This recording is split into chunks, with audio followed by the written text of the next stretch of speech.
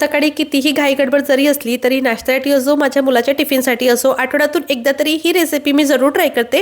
तुम्हाला ही ट्राय करायची असेल तर त्यासाठी व्हिडिओला सेव्ह आणि शेअर नक्की करा। तर एका मिक्सरच्या भांड्यामध्ये 1 कप बारीक रवा, अर्धा कप दही, अर्धा कप पाणी, 1 मिरची, थोडा आल्याचा ठेचा, चवीनुसार मीठ, 1 टीस्पून साखर, 1 टेबलस्पून तेल घालून मिक्सरला चांगलं हे फिरवून घ्यायचं। त्यानंतर एका भांड्यामध्ये काढून घेऊन हे चांगलं हलवून घेऊया आणि यावर झाकण ठेवून 10 मिनिटं बाजूला ठेवायचं। त्यासोबतच एक दुसरी तयारी करायची। तर एका स्टीमरमध्ये खाली पाणी घालायचं, यामध्ये एक स्टँड ठेवायचा आणि झाकण ठेवून याला एक उकळी आणून घ्यायची।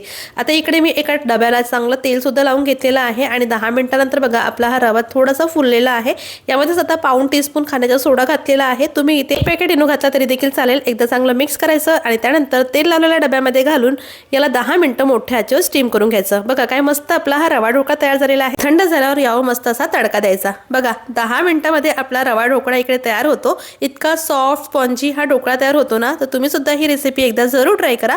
रेसिपी थोडी जरी का आवडली असेल तर लाईक, शेअर आणि फॉलो सुद्धा करा।